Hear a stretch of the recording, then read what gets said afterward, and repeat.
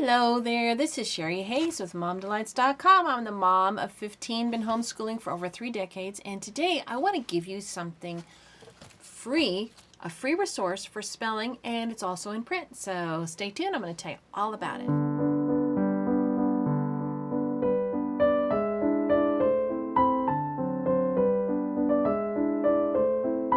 Okay, so what I've done is I've created something called Splendid Spelling, and I had a lot of fun. I did this on Canva, on the free Canva, and so I hope you'll like it. But what I did was I needed to give kids something that would teach them spelling, but would not. I don't like these programs or these curriculums that have a little bit of spelling every year, and so you have to keep buying the workbooks and buying the workbooks. And also it adds another thing, like, if you're already doing some really good McGuffey's readers and you're doing the Charlotte Mason method and you're doing a lot of literature, do you really need another part in your day just dedicated to spelling for years and years and years?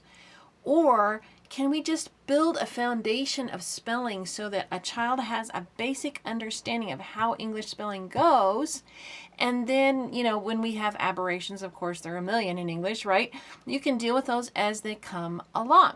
And so I just started praying about this, and ideas started coming into my mind. And I've got to tell you, the things that influenced me when I was preparing this little curriculum thing was King Alfred's English, simply because this explains all about the English language, where it came from, why we spell it weird, everything. And this is amazing. This is worth purchasing. You can read this aloud to younger students and high school students. She actually has a program with worksheets and tests and all kinds of stuff on ashorterword.com. And I think that I'll try to link that below. This will help your kids understand not only how we spell, but our grammar and all kinds of our pronunciation, everything. If English is your second language, you should get this book. I'm serious. It's a lot of fun. It's not really a hard read, as you can see. It's not technical. It's a lot of fun. It's engaging. It's worth it. It's worth it. So anyway, so this is partly what inspired me to do English this way. Spelling this way.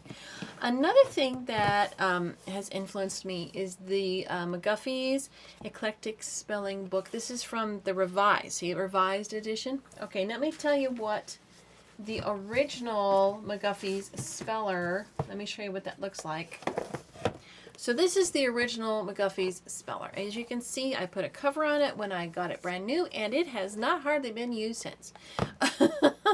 Okay, so this speller was not actually done by William McGuffey, who did the original McGuffey readers. This was done by his brother, Alexander McGuffey. Okay, so what this is, it's based on how words sound, not really like spellings, not spelling families, but how they sound. Like this is how they, like rural, all. I don't know exactly, but there's like a reason why they put all these words together, but they don't really go together in my mind. So I really didn't use this one.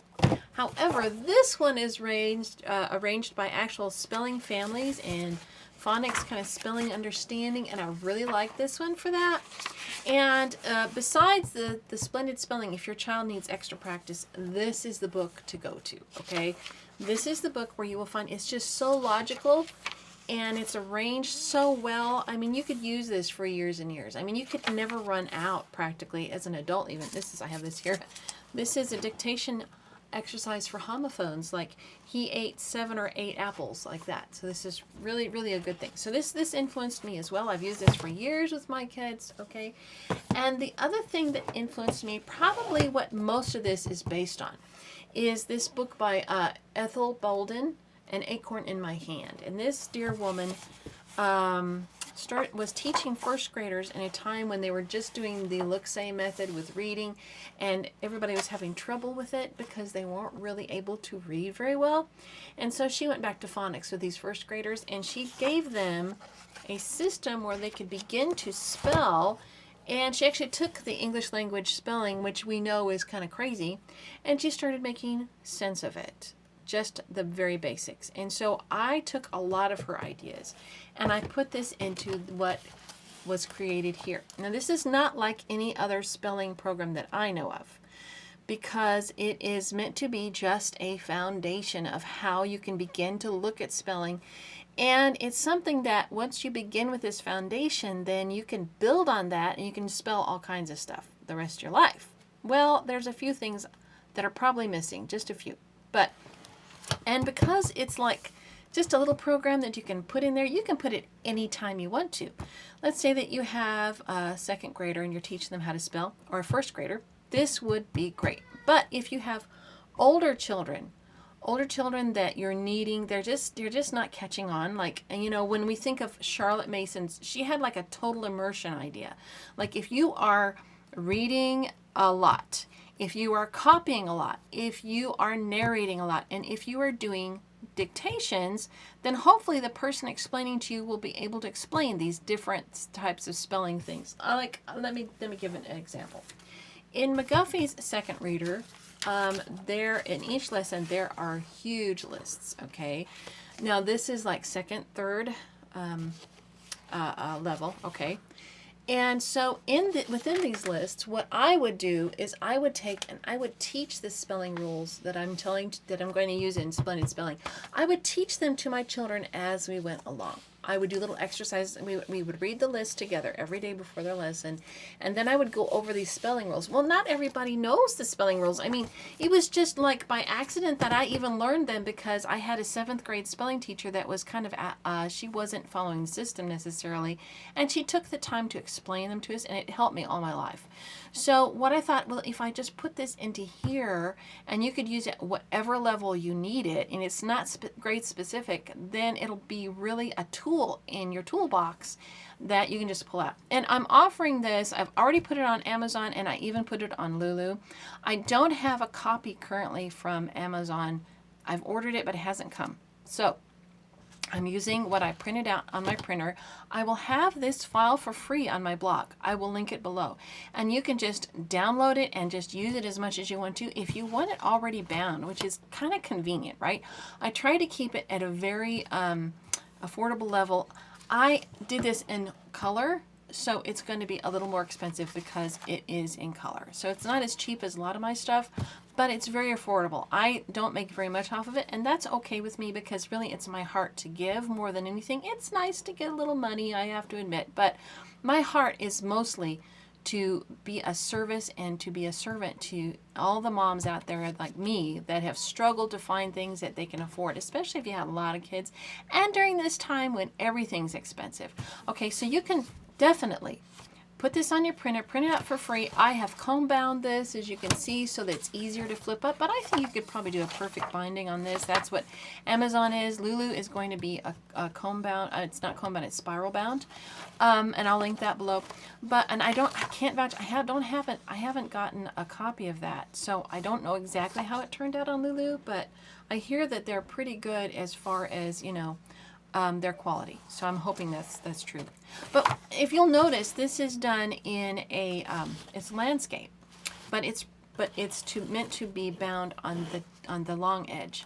So when you're printing it out, let's say that you're printing out from the PDF, make sure that you choose that it is flipped on the long edge and not the short edge, because then you'll end up with something really weird. Okay, and there are reasons for that, and I'll show you. So I skipped the introduction parts when I printed mine out, but this is kind of like the layout. And so if you'll see this, I wanted to explain to you. At the top, what we have here is we'll have like a table and a like introduction of what the lesson's about. On the side are some dotted lines with a scissors mark. And my idea was that we will be cutting these out and either like putting them in a booklet or on a bulletin board or something like that, so that the rules will be handy for the child to have. So you can even do like a flashcard kind of a thing, or a flip book, or whatever you want to do with those.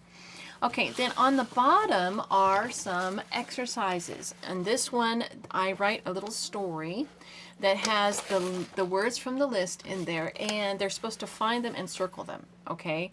And I know we're going to say, well, Sherry, where's the answer book? I didn't make answer pages, okay? I didn't. I figured it's pretty much common sense stuff. But if you really need it, I will make them. Just let me know if it's really important. But this is kind of really basic stuff. Okay. So anyway, there's a place to draw. You know how I love to let kids draw. My kids love to draw. They draw all day. They draw all the time. And so I figure you have the story and you draw it. And while you're drawing it, you know, you can be thinking about I call them spelling secrets, but they're actually spelling rules. But don't say that. I mean, that's stupid because English doesn't have any rules, right? No. Okay. So right here, then you'll notice there's a little numbered place. Now, what I did is I took the idea of Charlotte Mason's idea of spelling. And supposedly you're supposed to close your eyes. First, you're supposed to look at the word. Okay, so let's say in this lesson, the word is strap. So you're supposed to take this word and you're supposed to study it very carefully. And then you're supposed to close your eyes and see the word. And then you're supposed to write it from memory. And that's what this is. Okay, now I'll make a confession to you. I hate giving spelling tests. It's like, oh boy, it's like, I don't know if you've ever read Cheaper by the Dozen, but you know, the dad, Gilbreth, he was really into motion study, and so everything had to have a purpose and was done in sequence, and you were not supposed to waste motion and waste time. And so there's some things in life that are unavoidable delay, right? Well, I consider that spelling is one of those unavoidable delays, but I decided I could avoid it, right? So what this is the child does the test themselves, but I don't call it a test, I call it an exercise. And so what they're doing is they pick the words from here that they want to study, and then they stare at it, they put it in your mind, and then they write it, okay? And there's 12 places. So it's a new thing. Hopefully it'll go over well. I know everybody has the child that's just copying, right? Because they just want to get through it. They don't want to, but that's okay too, because they're still getting it in their minds, right? So basically the idea is you go over the idea with them. You practice it. And then they do their own little spelling thing there. So that's pretty much how the book goes all the way through with these different secrets, the different spelling secrets. And they go all the way through. And then at the very end, what I kind of diverge a little bit when we're talking about homophones. And then we do something a little more interesting. Now we are going to talk about the homophones. Sorry. Now we're going to talk about the homophones, and there's I have a whole bunch. I mean, there's so many. You can't. I mean, you look in the if you look in the eclectic speller. I mean, not the eclectic, but the revised speller. You'll see. Oh boy, they have a lot of homophones in it. And then what I did with these is I have two kind of based on like the Mad Lib idea. I have made two kind of stories. One is how to make a cake. The other is how to grow a garden. And so they can take and choose words from the homophone lists right here. And they can make some Mad Libs, or I call them silly stories. So that'll be just something they can round it out with. So that's how this whole thing goes. This is page 71. So you see it's really short and sweet and to the point. There's lots of different activities I try to put in here. I use the graphics. The reason why I did it on Canva is because of all the cool graphics. So it's supposed to look fun, and it's supposed to be something hopefully they'll like it. You know what I'm saying? And it's supposed to be like a little piece of candy on top of all the other things they do. And then once they're done with this, then they're done, right? And then there will be, I think there's a few things that I wish I had put that I didn't put in there, but this is really, really pretty good for I call it a gentle foundation for good spelling. It's a foundation, right? I mean, English is going to have its aberrations, and there's a million ways you could go about this, but I think if you just do this, and then maybe if you have a child that's really still, not getting it, then you can use this book to reinforce it. Okay, does that make sense? It has more like the homophones and stuff. So I'm hoping that you like this. I hope it's a blessing to you. And just let me know, what you think about it. And, like I said, I have the already bound version, so just have fun. Okay, so here's something more. So the other day I was thinking about this word. And the word I found, it was in Titus 2, and it's what the older women are supposed to be teaching, are supposed to be doing, right? And the word is kalo didaskalos. And if I'm not pronouncing that right, please forgive me. It's didaskalos. Okay, kalodidaskalos. Okay, and basically what this means, this part means teaching. And this part means good. So basically, older women are supposed to be good teaching for younger women. And I like this word, kalo, because it comes from the word kalos. And this is the word that God gave to me for this year. And kalos means good that is attractive, okay, or winsome goodness. Now, this is kind of like the goodness that emanates from a person who is intrinsically good. That's agathos. Agathos is the word for intrinsic goodness, like goodness that's a part of you that's on the inside. Oh, I messed up with this. But kalos is the goodness that people see on the outside that is beautiful. Does that make sense? So the other day, I was doing my hair, and I kind of look like Cinderella. Now, I'm old, okay? But, I mean, my hairdo is kind of like a Cinderella hairdo. And I thought, wow, what made Cinderella so beautiful? And this is the Cinderella that I grew up with in the 60s, when I was a little girl. And I know we're all about princesses, and I know it's all warped and everything, but the original idea of Cinderella is so old. In fact, after reading Ruth Beechick, I found out that Jesus and the church, the bride, Christ and his bride, is actually the Cinderella story. And that's why the Cinderella narrative is over and over again in all kinds of literature and everywhere, because our hearts and our minds are naturally drawn to God's narration, God's story of him and his bride, the church. And so I got to thinking about what made Cinderella so beautiful. And what we realize is that when I'm watching this, I see Cinderella as a servant. And I like the brand new one that Disney did. I have to admit, I don't appreciate Disney. I am very, very against what Disney has become, okay? So please forgive me. But God uses all kinds of stuff everywhere, right? And the new Disney is so amazing to me. We watch it we try to watch it quarterly at least. And what makes Cinderella so beautiful? It's not because she has pretty hair and pretty clothes. It's because of the kindness and servanthood that she portrays, right? So she sacrificed herself for the higher things. She sacrificed and put the needs of others above herself. Even when she was low and abandoned, she tended to the needs of someone else. This is kalos. This is the beauty of goodness, okay?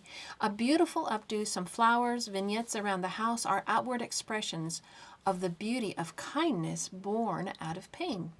Because if you think about it, life can be painful. And when we only think about ourselves, we think we are avoiding pain, which actually we're causing it. But, the idea in this world is that in order to have good in your life, you have to avoid pain.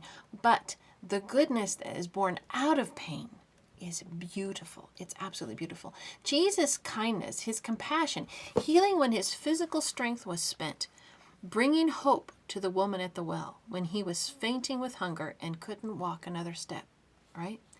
I have meat that you know not of. Remember, his disciples came back and he was all, energized, and they said, wow, so did somebody feed you? He goes, no, I have meat that you know not of. And what is that? To do the will of his Father. And what does his Father want him to do? Do good, right? He was drinking the milk of kindness, kalos. While we must be bold and state the truth in this time of deception, we must never lose sight of the kindness God shows to sinners, the kindness that has empathy enough to deliver from deception and then clean and heal the wounds caused by it. And the scripture for this today is from Psalm 147:3. It says, he heals the brokenhearted and binds up their wounds. And brokenhearted is from the inner man, the broken heart. And the sorrows are the wounds that we incur from others, and we also give to ourselves, don't we? So I hope that blesses you today. I hope that this really helps you this homeschool year, and that you have a wonderful, wonderful year in Jesus. And I'll be back with more another day. Bye-bye. Please like and subscribe.